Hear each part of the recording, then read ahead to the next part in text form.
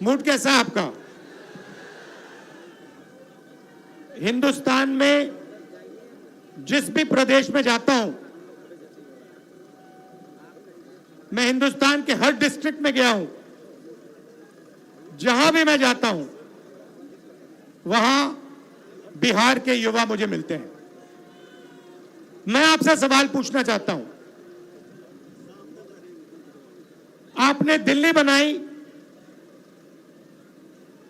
आपकी मेहनत ने बेंगलोर की सड़कें बनाई, गुजरात में आपने काम किया, अपना खून पसीना दिया, मुंबई को आपने अपनी मदद दी। हिंदुस्तान के शहरों को छोड़ो, दुबई आपकी मेहनत से बना है। तो अगर आप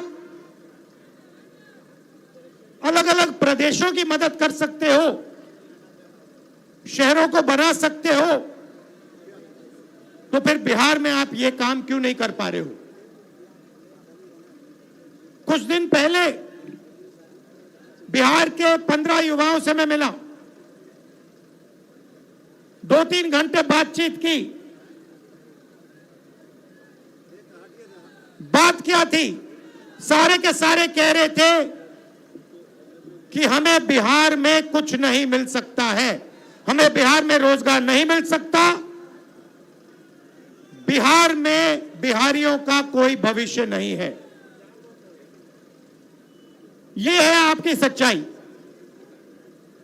यहां पे 20 साल से नीतीश जी सरकार चला रहे हैं।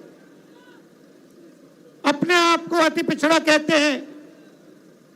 मैं आपसे पूछना चाहता हूं, बिहार में शिक्षा के लिए, स्वास्थ्य के लिए, रोजगार के लिए पिछले 20 सालों में इन्होंने क्या किया है, मुझे आप बता दीजिए।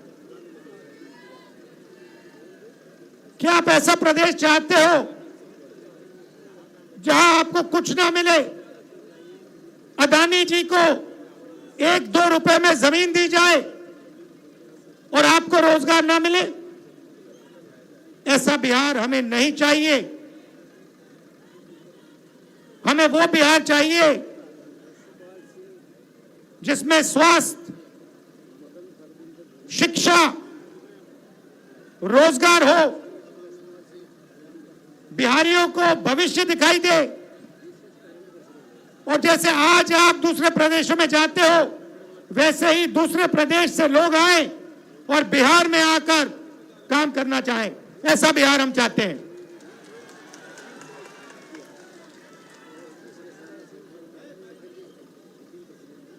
इसीलिए महागठबंधन, हमारे नेता तेजस्वी जी, सैनी जी, कांग्रेस पार्टी के नेता एक साथ खड़े हैं, क्योंकि हम एक बार फिर बिहार को सबसे आगे ले जाना चाहते हैं।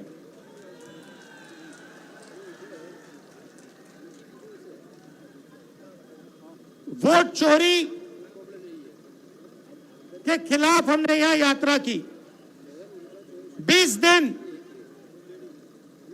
बिहार में हम आए, शहरों में, गांव-गांव में हम घूमे एक साथ, और आपकी ऊर्जा देखने को मिली, आपकी कैपेबिलिटी, आपकी इंटेलिजेंस देखने को मिली। आप किसी से कम नहीं हो। आप ना राजनीति में कम हो, ना मेहनत में कम हो। आप सबसे आगे, ये प्रदेश सबसे आगे जा सकता है और इस प्रदेश को सबसे आगे जाना पड़ेगा। आप देखिए, नीतीश जी, तेजस्वी जी ने कहा, नीतीश जी का चेहरा का प्रयोग हो रहा है। रिमोट कंट्रोल बीजेपी के हाथ में है। आप ये मत सोचिए कि अति पिछड़ों की आवाज उधर सुनाई देती है। 3-4 लोग कंट्रोल करते हैं, बीजेपी कंट्रोल करती है, उनके हाथ में रिमोट कंट्रोलर है और उनको सामाजिक न्याय से कोई लेना देना नहीं है।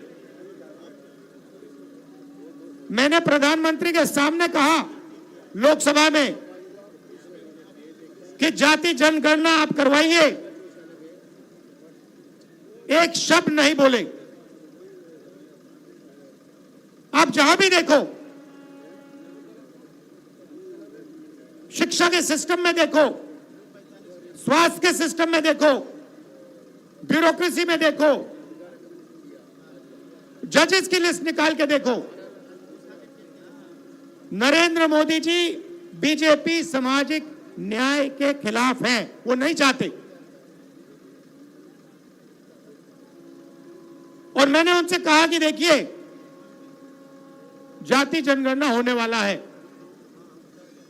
चाहे आपको अच्छा लगे नहीं लगा, जाति जनगणना होगा, सबको पता लगेगा किसकी कितनी आबादी है।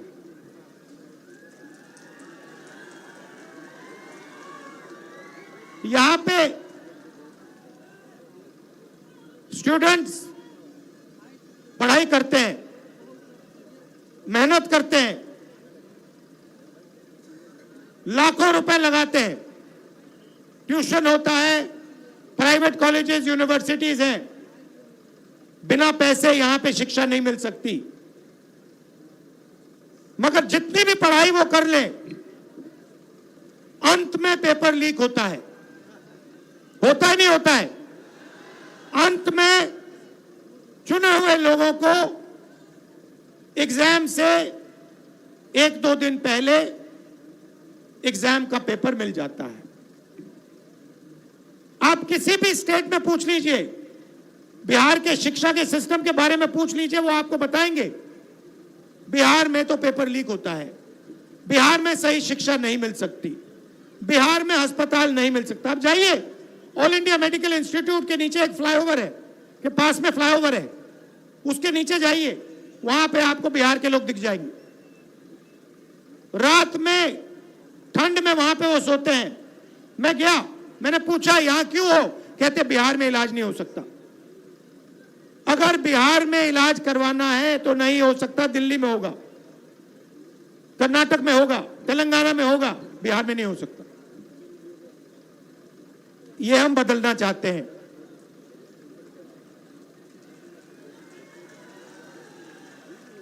हम चाहते हैं कि बिहार का युवा, जैसे आपने देखा होगा, आपकी शर्ट के पीछे,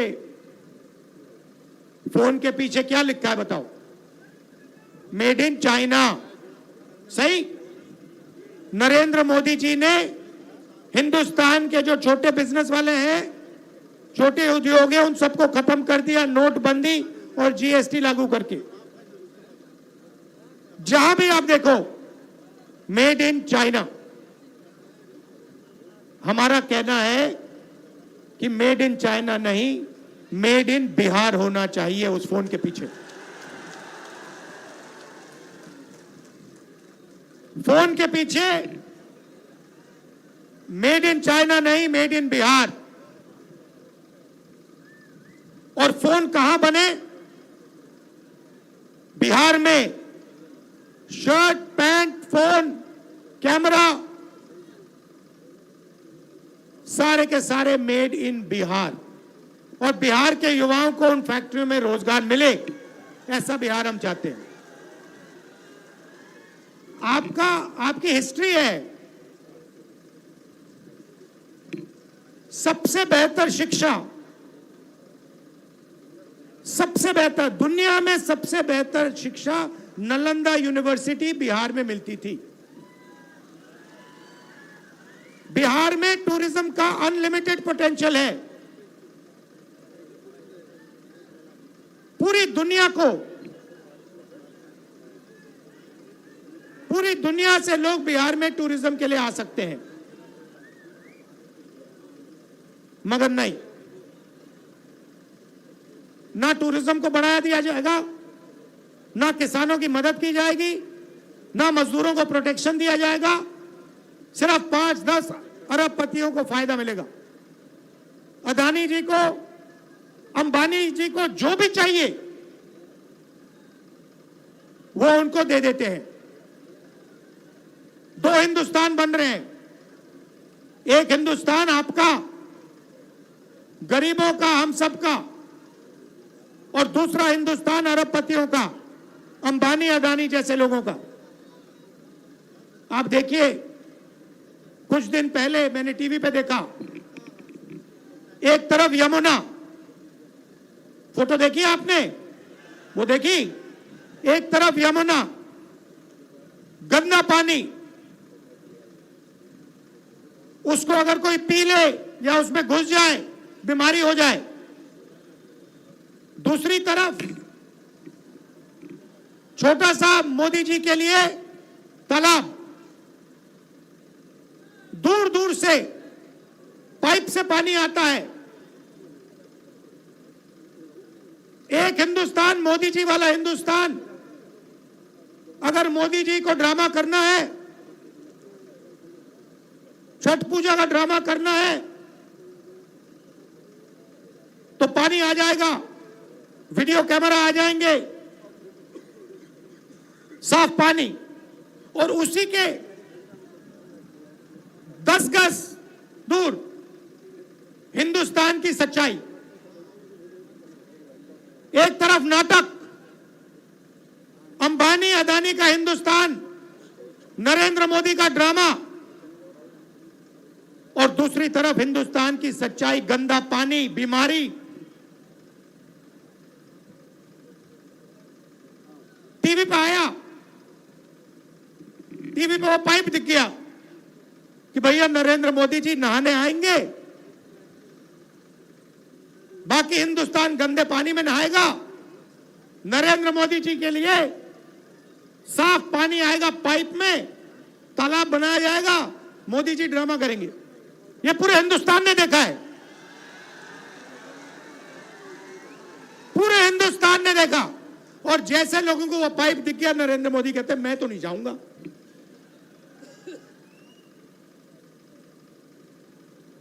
ये है सच्चाई, चमकता हुआ हिंदुस्तान।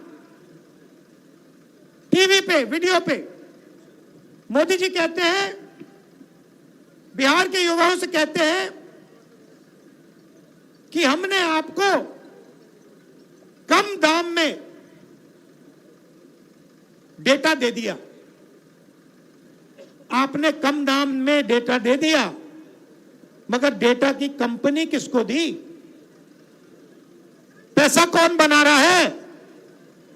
बिहार का युवा नहीं बना रहा है, जियो का मालिक बना रहा है। फायदा तो आपने उसको दिया, और बिहार के युवा के सामने आकर आप झूठ बोल रहे हो कि हमने आपको डेटा दिया। नहीं, आपने डेटा नहीं दिया, आपने अंबानी जी को हिंदुस्तान का स्पेक्ट्रम दिया। जियो की कंपनी के लिए आपने सब कुछ किया। आप वो क्यों नहीं बोलते हो? आप वो क्यों नहीं बोलते कि मुंबई में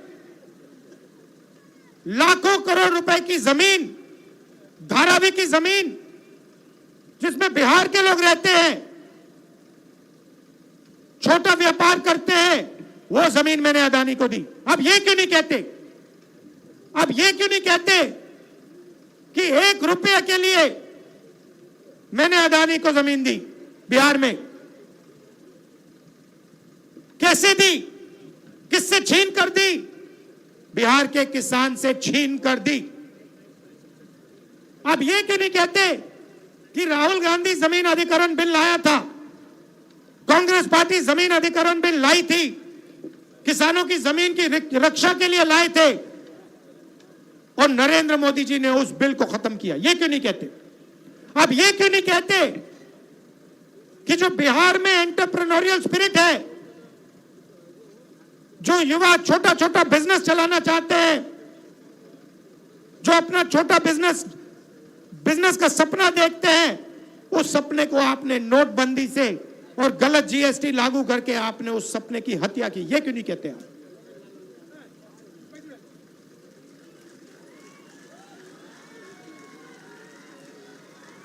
ड्रामा बना रखा है। एक तरफ यमुना, उसको यमुना जी कहते हैं, मोदी जी कहते हैं। ड्रामा कर रहे हैं कि भैया देखो मैं यमुना जी में नहाया हूं। वहां पे कोई यमुना जी नहीं है, वहां पे तालाब है। नरेंद्र मोदी जी अपने स्विमिंग पूल में नहाने गए, तालाब में नहाने गए। उनको यमुना से कुछ लेना देना नहीं, उनको छठ पूजा से कुछ लेना देना नहीं। उन्हें सिर्फ आपका वोट चाहिए। अगर आप कहोगे नरेंद्र मोदी जी आप ऐसा ड्रामा करो वोट के लिए, वो कर देंगे। जो भी करवाना है करवा लो। मैं कह रहा हूं आप उनको कहो कि देखो भैया हम आपको वोट देंगे, आप स्टेज पे आके नाच लो, वो नाच लेंगे। नाच लेंगे, कह रहा हूं आप कोशिश करो। मोदी जी आइए, स्टेज पे आइए, भाषण मत दीजिए, डांस कर दीजिए, हम आपको वोट देंगे, देखना कर देंगे। जो भी करवाना है करवा लो। मैं आपको बता रहा हूं, महाराष्ट्र में इन्होंने चुनाव चोरी किया है, हरियाणा में इन्होंने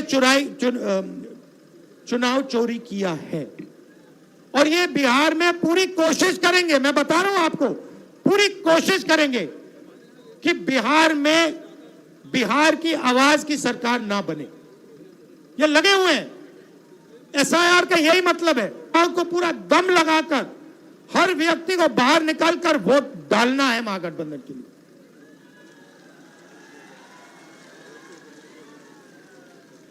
और हमारी गारंटी है, महागठबंधन की गारंटी है। और मैं आपसे कह रहा हूं, मैं झूठ नहीं बोलता हूं, मैं आपसे कह रहा हूं कि हर वर्ग की, हर जात की, हर धर्म की सरकार बिहार में हम बनाएंगे। किसी को नहीं पीछे छोड़ेंगे,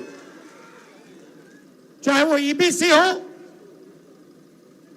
ओबीसी हो, दलित हो, माइनॉरिटी हो, जनरल कास्ट हो, जो भी है हिंदुस्तानी है, और हर एक व्यक्ति की सरकार बिहार में बनेगी। ये मेरी गारंटी है, महागठबंधन की गारंटी है। शिक्षा पर हमारी फोकस होगी, हमारा फोकस होगा, और हमारी कोशिश होगी कि 5 साल के अंदर हिंदुस्तान की सबसे अच्छी यूनिवर्सिटी आपको बिहार में मिले, जैसे पहले होता था। हमारी सरकार थी, यूपीए की सरकार थी, तो हमने कोशिश की थी। नालंदा यूनिवर्सिटी जो थी पहले, वो इंटरनेशनल यूनिवर्सिटी थी। पता नहीं आपको मालूम है या नहीं मालूम, पूरी दुनिया से लोग आते थे। चाइना से आते थे, जापान से आते थे, कोरिया से आते थे, यूरोप से आते थे नालंदा यूनिवर्सिटी में पढ़ाई करने। एक प्रकार का वो पुल था, दुनिया को जोड़ने का सिस्टम था। कहां था? बिहार में था। हमारी कोशिश थी, जब हमारी सरकार थी, मनमोहन सिंह जी की सरकार थी, हमने फिर से वही नालंदा बनाने की कोशिश की कि बिहार को हम सिर्फ हिंदुस्तान से ना जोड़ें, बिहार को हम पूरी दुनिया से जोड़ें। आप जुड़े हो, आपके लोग दुबई में हैं, मॉरिशस में हैं, फिजी में हैं, सेशल्स में हैं, अमेरिका में हैं। आप लोग हो, उसको बस सही तरीके से जोड़ना है। बिहार को हिंदुस्तान का सेंटर नहीं बनाना, एक बार फिर बिहार को दुनिया का सेंटर बनाना है। टाइम लगेगा, मैं आपको बता रहा हूं, टाइम लगेगा, मगर विजन हमारा यह है कि एक ऐसा दिन आए आज से 10-15 साल बाद कि अमेरिका का युवा कहे मैं जाके नालंदा यूनिवर्सिटी में जाके पढ़ना चाहता हूं। आपने पूरी दुनिया को रास्ता दिखाया है। ये आपने पूरी दुनिया को रास्ता दिखाया है। यह बुद्धिज्म का सेंटर हुआ करता था। चाइना को, जापान को, कोरिया को, उनका धर्म कहां से आया? कहां से आई? आते क्यों हैं यहां? चाइना से लोग, कोरिया से लोग, जापान से लोग, कैम्बोडिया से लोग क्यों आते हैं यहां? आपने अपने आप से कभी पूछा ये क्यों आ रहे हैं? क्योंकि आपने इनको इनका धर्म दिया है। आप समझिए आप में कितना ज्ञान है। मैंने देखा अपनी आंखों से। 15-20 दिन में यहां पे मैं बता रहा हूं, इतनी इंटेलिजेंस है बिहार में, इतनी समझ है कि शायद बाकी किसी प्रदेश में नहीं है। राजनीति को आप 1 सेकंड में समझ लेते हो। 1 सेकंड में आप दूध का दूध, पानी का पानी कर देते हो। 1 मिनट नहीं लगता, सेकंड लगता है। तो मैं आपसे कह रहा हूं कि भैया सच्चाई पहचानो। आपके सामने सच्चाई कौन बोल रहा है, ड्रामा कौन कर रहा है, ये पहचानो। नरेंद्र मोदी जी तो आपको दिखा रहे हैं, आपसे कह रहे हैं कि मैं यमुना में नहा रहा हूं, और आपके सामने साफ पानी में तालाब बनाकर नहा रहे। आप सब आए, दिल से आपका धन्यवाद करना चाहता हूं और आपसे कहना चाहता हूं कि यह जो संविधान है, जो भी आपको मिला है आज तक, हिंदुस्तान के गरीब, किसान, मजदूर, जो भी आपको मिला है, चाहे वोट मिला, शिक्षा मिली, स्वास्थ्य मिली, वो इसके कारण मिला है। और इस पर नरेंद्र मोदी आक्रमण कर रहा है, इस पर आरएसएस आक्रमण कर रहे हैं। जब वोट चोरी करते हैं तो ये इस पर आक्रमण करते हैं, अंबेडकर जी के संविधान पर आक्रमण करते हैं। जब ये हिंदुस्तान की किसी संस्था को खोखला करते हैं, जब ये वाइस चांसलर को आरएसएस के आदमी के हाथ में दे देते हैं, तो ये संविधान पर आक्रमण कर रहे हैं। और मैं आपको बता रहा हूं, संविधान की हम रक्षा करेंगे और इसको कोई नहीं खत्म कर सकता है।